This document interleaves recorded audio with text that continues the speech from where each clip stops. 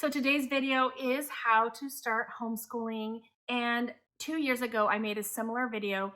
And I also made videos sort of along each of the points that I had made 2 years ago. So I have a whole playlist on how to start homeschooling.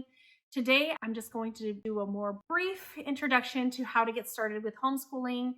And I will elaborate on any of the points if I get a lot of questions, but I'm not sure if I'm going to be making up follow-up videos. So if you want more information about how to start homeschooling, I will link in the description box below a link to my playlist that has a lot of videos going a little more in depth into homeschooling. Now, the order that I'm going to share things in this time is not going to be exactly the same. I wanted to just get a fresh look at how to start homeschooling with a little more experience under my belt now, and just think about how I would explain to someone how to start homeschooling at this point in my journey.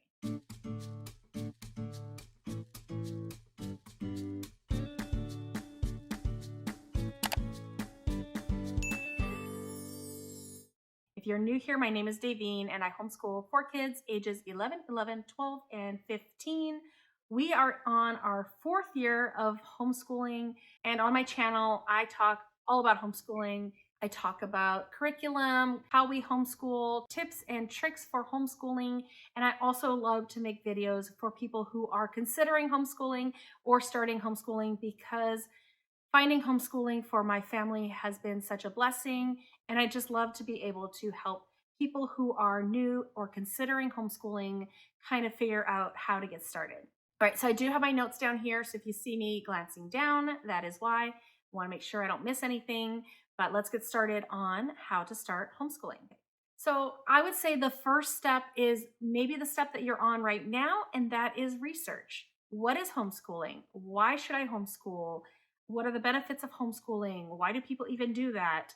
What does that look like? Things like that. Just the basic surface researching. I would say at this point, you might want to consider just going on YouTube, watching some homeschooling videos, finding some Facebook groups that involve homeschooling. Just type in homeschooling or homeschool. Maybe get into local homeschooling groups so you can ask questions about more local things. Go out and gather information about homeschooling, and that's probably why you're watching this video right now. The second step, I would say, would be trying to figure out why you are drawn to homeschooling. I'm assuming if you're watching this video, you're drawn to homeschooling for some reason. What is it about homeschooling that appeals to you? What is it that is making you want to homeschool? So at this point, you might want to be just maybe writing some things down. Like, why do you think homeschooling would benefit you and your child? Why are you looking into this? I do have 8 reasons why you should homeschool your child. If you need some reasons for homeschooling, I will link that below as well. So this is the point where you're starting to solidify and come up with your why you want to homeschool, because you're going to need this why in the future. Homeschooling is amazing. I love it so much, but it also is hard, and it's hard work. And it's just, some of the hardest work that you will do, but it is also so worth it. So you might want to have that why written down, or know why you're doing this, so that on those hard days you can look back and say, okay, well, it's still worth it. It's still worth it because this is why I'm homeschooling. Yeah, so it's really important to know your why. So you might want to think about, what are the reasons why I want to homeschool my child? At this point, you also want to start making sure that your spouse, partner, parent of these children is on board, or at least agreeable to trying out homeschooling. So that can be a tough one for lots of people, because you may not be on the same page at this point with that person. So you've been researching, but they don't know what you're thinking about, what's in your head right now. So you might be wanting to look for information to help to try to convince that person. You might be wanting to find videos like the 8 reasons why you should homeschool to share with that person. And if you are a Christian, you can definitely be praying that God changes their heart or changes your heart, whichever way you should be going on this.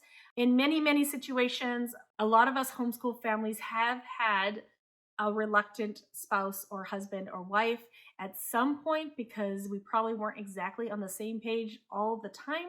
For me, I was kind of reluctant. My husband was also reluctant, but God sent COVID, and we got the opportunity to have our children at home with us for 3 months. And I started teaching them, and I started to get those benefits of homeschooling, and that convinced me. and in turn also convinced my husband. He saw the changes in our children and he was able to see the benefits of homeschooling a little clearer. Sometimes you might have to start out with a trial period, maybe make an agreement with your husband, wife, spouse, partner about how long maybe you would give it a try to see how things go. So just start to think about that, start to have conversations, start to feel out where they're at as far as homeschooling goes, and keep researching and figuring out why. Why do you want to homeschool your children? All right, so also somewhere in here, you want to be researching and learning your local laws on homeschooling. Now, I'm going to assume that you are in the US watching this. I know I have some Canadians watching this.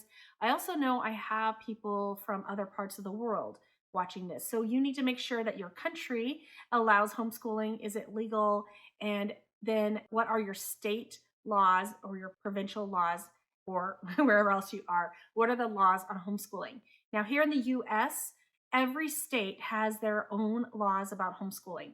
It is legal in all 50 states to homeschool. However, the laws in each state are different. So, ways that you can figure out what these laws are, the number one way I would say is maybe go on and type in your state homeschool laws. So, for me, it was Washington State homeschool laws. Sometimes there is a organization, a statewide organization. So we have our Washington Homeschool Organization, and so they are the ones that I go to for information about our state laws. So maybe you live in Idaho, Indiana, type that in and see what comes up. Then another place that you can look at is HSLDA. They are a group of lawyers that work towards, they help homeschool families in the US with homeschooling, and they will have a section on your state and your state laws. I would first go to your state organization and make sure that you have a good understanding of your laws there, and then HSLDA is a good backup to look at that as well.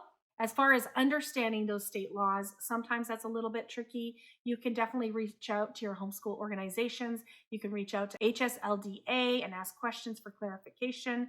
You can go in your Facebook groups, your local Facebook groups, and ask for clarification, but always try to back up that information, of course, from the actual law of your state. There can definitely be people giving wrong information out there. So do that research, figure out what your state laws are.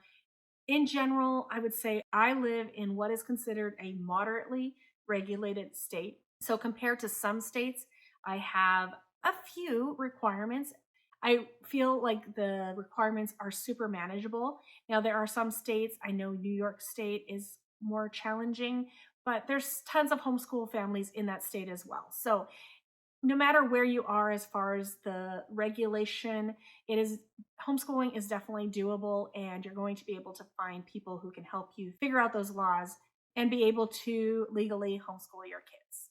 Okay, so next you want to start developing a plan. Now, there are a few components of this plan. So first of all, I would say as part of your plan, I would be thinking about how do you want your children to be homeschooled? What does your homeschool look like? What is something that you imagine your homeschool to be? In thinking about that, you might want to research different homeschooling styles, because the style of homeschooling will affect the environment in your home, will affect the type of curriculum or no curriculum that you end up using, will affect like your schedules and routines. So maybe starting to research some of the homeschooling styles might be something to do at this point.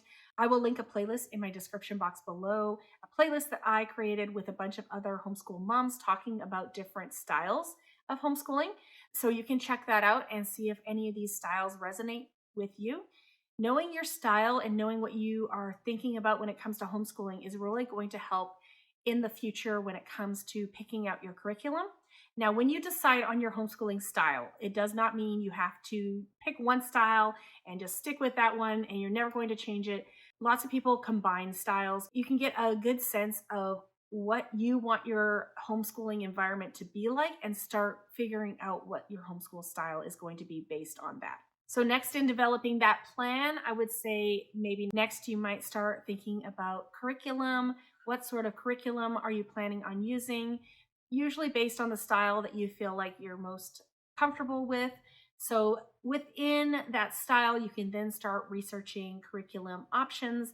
I do have also a playlist of a whole bunch of curriculum options for different homeschooling styles. I will link that below as well. So let's say you want to do homeschool a little more traditionally. So then I have a playlist giving you some examples of some traditional curriculum. Or maybe you want to homeschool in the Charlotte Mason style, which we kind of use a little bit in our home. And so then you might want to look at some Charlotte Mason style curriculum. So just knowing like what sort of style you're feeling like you want to go towards will help you narrow that down in your first year of homeschooling as far as curriculum or no curriculum. Maybe you've decided to unschool. I would suggest you do a lot more research on unschooling, but that will affect what you end up buying or not buying as far as curriculum goes. Then you can think about, where are you going to homeschool? Now, I don't want you to make a big deal about where you're going to homeschool. Most families, they homeschool on their couch, at their kitchen table. Some people have homeschool rooms, totally not necessary. It's nice to have, it's like a nice to have, maybe if that's something that you really even would use. You don't have to have a homeschool room to be homeschooling. You do need a little bit of space to store whatever you end up using for your homeschooling supplies. So maybe where are you going to store that? If you have a cabinet, if you have a few shelves, your collection will probably grow over time and you'll find room over time to store what you need for homeschooling. But you will need a little bit of space to store some homeschooling things, and you will need to think about, where are you going to homeschool? So, like if you're in a busy home and there's lots of people around all the time, and maybe your couch is not going to be an option, is there a quiet place that you could homeschool your child? Maybe in their bedroom, maybe with a desk at their bedroom, or maybe the living room and dining room are separate. You can do it in the dining room. So, like I said, you don't need a homeschooling room. We have basically we have one living room. We don't have another living space. We spend a lot of time just sitting on the couches in our living room. I do have a table set up in our living room that has a computer on there, has some of my teaching material, and then we do a lot of work at the dining room table, especially with my younger two. I do have two kids who are in higher middle school, high school, so they do a lot of their work after our group stuff. They do that in their bedrooms, and we have desks in their bedrooms so that they can kind of get away and focus. So it's just something that developed over time. We didn't start with that. Kids didn't do schoolwork in their room when we first started. We just did everything out here. So you don't need a homeschool room. You can think about, where do you think you're going to be homeschooling, and is there a few shelves, a little cabinet? Where are you going to store the material that you need for homeschooling your kids? And then, when are you going to start homeschooling? So, are you going to pull your kids immediately and start them immediately? Do you have what you need to get started? I will also say that if this is sort of an emergency and your child is in public school and they need to be pulled for safety reasons, go ahead and do that before you have your your plan. I mean, obviously you should have the first few steps, right? You should know why you're homeschooling. My kid's being bullied and no one's doing anything about it. You should have your spouse on board. They should agree that, yes, pulling your child at this point is the best thing to do. Other than that, you don't need to know. You don't need to have a plan to pull them out of school. When you're pulling your kid out of school, don't forget to withdraw them officially. And if your state laws say you have to do a declaration of intent, we have to do that. We send that to our superintendent office, just letting them know that we're homeschooling. You got to do all that. But you don't have to have a plan. You don't have to know your homeschooling style. You don't have to have your curriculum. You don't have to do all that to withdraw your child and have them in a safe environment at home. Homeschooling can be watching educational videos. It can be going outside and playing. It can be all sorts of other things. You don't have to just start doing official school and know everything before you pull your child, especially in a situation like that. So, when are you going to start homeschooling? Now, I would say maybe do a little bit of research on deschooling. So that's DE schooling. I do have a video on that as well. I will link that below. But watch a few videos about deschooling, research about deschooling. It is a step that many homeschooling families suggest that you take when you are withdrawing a child from public school. Just in brief, deschooling is a period of time where you just let your child decompress from the environment that they were in the schools, and let you have time to do research and learn about homeschooling and learn how homeschooling is different than public school. Homeschooling does not have to be set on a timetable. You start school at this time, you do this subject, this subject, this subject. You don't have to spend 50 minutes on every subject as homeschool family. Just learning all those things and kind of separating the old public schooling experience with the fresh new homeschooling experience that hopefully you and your child will have when you start homeschooling. So deschooling is just a kind of a period of time to just like relax and get out of the school mentality and figure out what your child gravitates to as far as what do they like to spend their time on their own. You probably don't want to just allow like unlimited amounts of screen time and game time and stuff at this point. Maybe just let them do some of that, but also give them some time to get bored and see what they do. What do they do when they get bored? What are things that they're drawn to as far as what do they want to learn on their own? And that's going to help you kind of go and develop a plan for your child moving forward as you start homeschooling. So maybe you want to pull them right away, and that is your plan. Maybe you want to give yourself a month or two to get some of this stuff in order before you get started. Maybe a new school year is when you want to get started. So just decide on when are you going to start homeschooling, and so you can start having those conversations with your child, with your family, and start just making that more solid plan with everything that you want to do. All right, so the final step is to actually start homeschooling. Now, I'm going to say start homeschooling start homeschooling. Like I said, that could be just deschooling. You could just pull them out and start deschooling. Don't start out with anything formal. Just spend time together, start learning what they're interested in, just pursuing some things that maybe they want to do. Are there any projects they want to work on? Giving them some time to decompress. It could be that. It could be just starting with one or two subjects. I do suggest that you don't go out and buy 8 different subjects and get them all started. Like, okay, we're going to start school and it's going to be 9 to 5 and we're going to be doing all these subjects on day 1. I don't suggest you do that. I would say the first 2 subjects you want to worry about are math and some language arts. And you can start this slowly. You don't have to even start both of those on the same day or week. You could just start with, okay, let's start out our math program this week and start learning your math program. Maybe spend a week doing that. And then the next week, let's start with some language arts. And you can slowly build up to what you would like to have eventually. You don't have to start with everything. And I don't suggest you do start with everything. It will be quite overwhelming for you and for your child. Now, if your children are small, they're small, and you're watching this video, I've talked a lot about pulling kids out of public school. But if your child is still small and you haven't even put them in public school, you can also just start slow. You don't have to start officially homeschooling your child at all at any point. You can start just doing some fun things with them. If they're 3, you can do some counting games with them. You can, play, do art, things like that. If you want to start a preschool curriculum, you can do that, but you don't want to smush their desire to learn by being too formal too soon with kids that are young. You want to make sure that learning is a fun experience for them. So a lot of homeschool families don't really start even with their kids until they're 5 or 6. They sort of wait for their children to show that they are interested in learning. And depending on your family, if you have older kids, maybe the kids will be younger when they're showing that desire to do more school-like work. If it's your oldest child, they might take a while before they really want to do that school-like work. It just depends on the personality of your child. But you don't have to officially start. You can just slowly start building little bits of learning into your day-to-day routine. So if you have older children, then you might want to, at some point after you add math and language arts, you can start thinking about science and social studies or history and things that are fun for them. What are some things that are fun for them? What are some things that they're interested in learning? And you can build all those into their homeschool day.